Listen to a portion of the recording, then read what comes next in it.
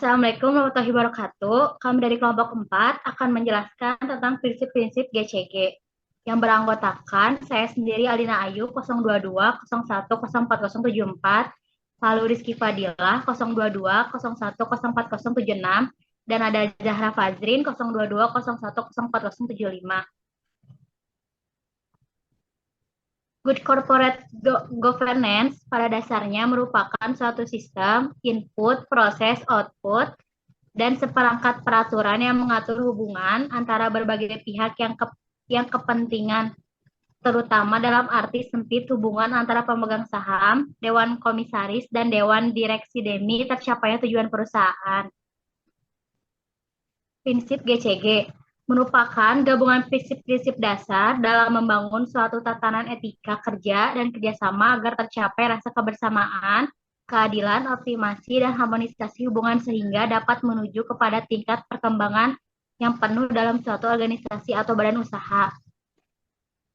Yang pertama ada vision, pengembangan suatu organisasi atau badan usaha harus didasarkan pada adanya visi dan strategi yang jelas dan didukung oleh adanya partisipasi dari seluruh anggota dalam proses pengambilan keputusan, pelaksanaan dan pengembangan supaya semua pihak akan merasa memiliki dan tanggung jawab dalam kemajuan organisasi atau usahanya.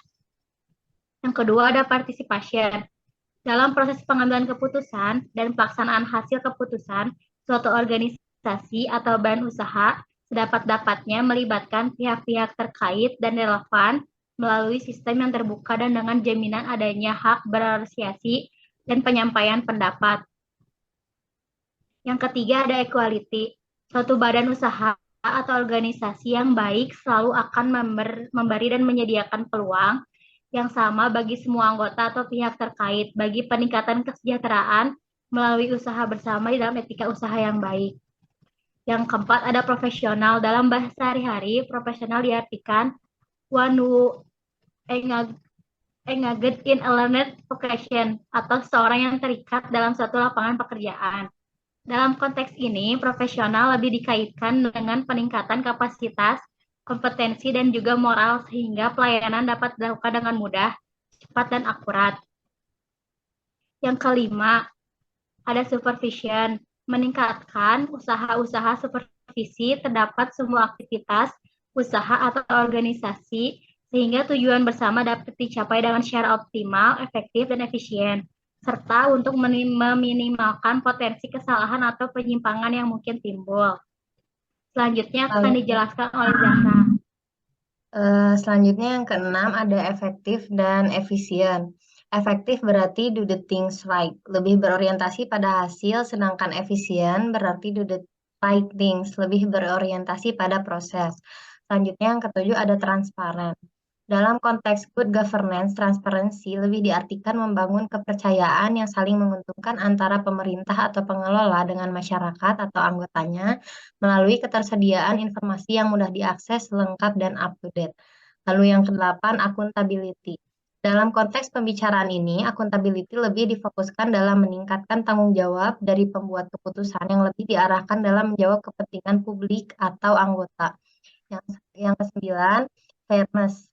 Dalam konteks good governance, maka fairness lebih diartikan sebagai aturan hukum harus ditegakkan secara adil dan tidak memihak bagi apapun, untuk siapapun, dan oleh pihak manapun. Lalu yang ke-10 ada Hanes. Polisi strategi, program, aktivitas, dan pelaporan suatu organisasi atau badan usaha harus dapat dijalankan secara jujur. Segala jenis ketidakjujuran pada akhirnya akan selalu terbongkar dan merusak tatanan usaha dan kemitraan yang telah dan sedang dibangun. Tanpa kejujuran, mustahil dapat dibangun trust dan long-term partnership. Lalu yang terakhir, ke-11 ada responsibility atau social responsibility. Institusi dan proses pelayanan bagi kepentingan semua pihak terkait harus dijalankan dalam kerangka waktu yang jelas dan sistematis. Sebagai warga suatu organisasi, badan usaha, dan atau masyarakat, semua pihak terkait mempunyai tanggung jawab masing-masing dalam menjalankan tugasnya. Dan juga harus memberi pertanggungjawaban kepada publik. Sehingga di dalam satu tatanan atau komunitas dapat terjadi saling mempercayai, membantu, membangun, dan mengingatkan agar terjalin hubungan yang harmonis dan sinergis. Atau secara lebih sempit, prinsip-prinsip GCG yang dikembangkan menurut OECD yaitu ada satu perlakuan yang setara antar pemangku kepentingan atau fairness, yang kedua ada transparansi, ketiga ada akuntabilitas dan responsibilitas. Sekian dari kelompok kami. Mohon maaf apabila ada kesalahan kata.